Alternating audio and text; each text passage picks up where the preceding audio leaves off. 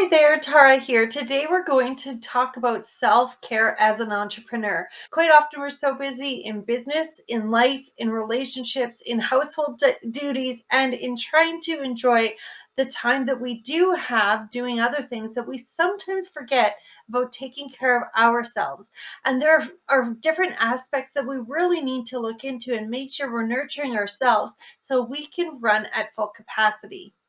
Now, what does this mean? Generally, you're going to hear people talk about eating right, sleeping right, and exercising right. Do those three things and everything will be perfect. That is awesome. I'm so glad that that advice is out there because it is very important to have our body functioning well.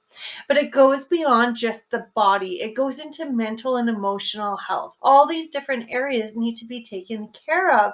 And if we can have self care and love and compassion for ourselves and care for ourselves in different ways, that we can keep our energy level high, we can have great vibes to share with the community, and we can really build on our strengths, we are going to find that we are stronger all around. Being stronger all around helps us make better decisions. It helps us be happier. It helps the people around us get to experience us in a way where we are more present and we're more in tune with their needs because our needs are being met. So let's talk about the self-care piece of it.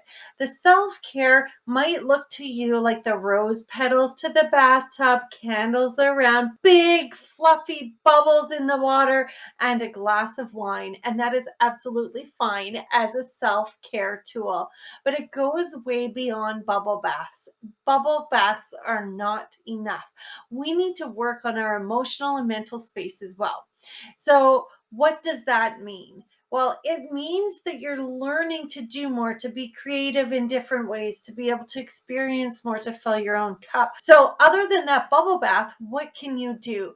Many people will do yoga, they will meditate, they will journal, they will play music, they will do some sort of crafts. There's so many ways that they use their creativity, they use their skills, they use what they have, and that creates an outlet for them, a way of releasing. Once the spaces like the crafting turn from a hobby to a work situation or something else, you tend to put different ties on it. So it might not be as much self care as you're giving it credit for. I'll be honest with you, in my business, it's the same. I feel like I can work so much because I'm so passionate about what I do. And I give so much here because I'm so passionate about what I do and I love it. And this is what I do in my downtime because I love it so much. It doesn't feel like work. But at the same time, it still is not self care. So, how do I tune in and create that self care? I create different rituals. Some of them are very new to me, something like meditation, and I might do it once a week. It is so new to me. It's such a great way for my body to kind of ground itself out and to relax and just be prepared mentally and emotionally for whatever's coming. One piece of self care that I do is I look at the positive side of things. I look at something that seems black and white to a lot of people as having various shades of color in there. And the reason I do that is because I feel like there's so many perspectives out there, and I would rather sink into and live in a space where I feel on the positive side. Does that mean I'm positive all the time? Absolutely not. But I used to live in such a dark space when I was younger that I refused to put myself in that position on an ongoing basis. I refuse to get sucked into that because that is not the way that I can live present and in tune with myself, my children, and the people around me. So I choose to be in this more of a positive state and trying to look for the good things that are going on around me, especially if they're related directly to me. And the other stuff that isn't usually isn't really in my control anyway. And so it's easier to let go of and be supportive in other various ways, but know that I cannot make the decision to change things in certain ways. And that allows me the freedom to let go of that and be more in my personal space so I can be there more for my family.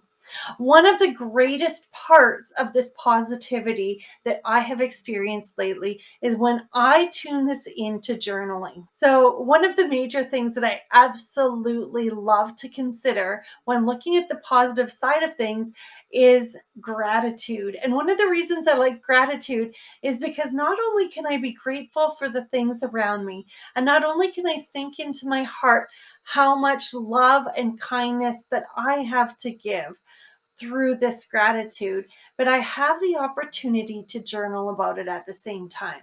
So while meditation isn't something I do on too regular of a basis, I do like to journal. I have notebooks almost everywhere. Notebooks where I take notes and creative ideas flow out. I've probably got one in every room because so much comes to me during the day, and I don't want to have to lose my train of thought to go find a notebook. But when it comes to journals, I have some really amazing ones too. Let me see what I can find here. I have this one and I love it because when I get a paper journal, I love the texture of the cover. I go for that. I go for the type of pages that are inside and even the sayings on the front. So this one says, "Never stop exploring, adventure awaits." To me, that's inspiring. I love being inspired. I love being able to move forward in a gracious, grateful, and inspired way. Motivation is definitely a piece of who I am and what I love to share with those around me. This one is a gratitude journal, and I just picked it up recently. I absolutely love it. It says gratitude on the side, but what I really love is that there are no dates in it, so you can fill it out as you like. But it takes you through a process of gratitude in the morning and then again in the afternoon, where you can really claim what you want for the day and then evaluate what you got and all the good things that you got out of the day.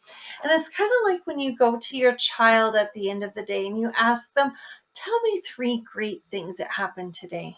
And sometimes they have to think about it. And it might just be that you're sitting there smiling and talking with them, and that's okay. Or that the sun rose that day. Helping them get that gratitude keeps them positive, soothes them, especially if you do it at bedtime. That's when I tend to do it. It soothes them, it gets them kind of calm again, thinking on the positive things for the day and moving on for the next day. That's what this does for me. So this gives the space to write it all. I have another journal where I can expand more. And let me tell you about journaling. Actually, maybe we'll save that for a future episode. I will let you know a little bit more on my journaling process. If you're interested, let me know in the comments and I'll let you know a little bit more about what it brings out in me, the kind of intuition and creativity that comes, all of that kind of stuff through my journaling process.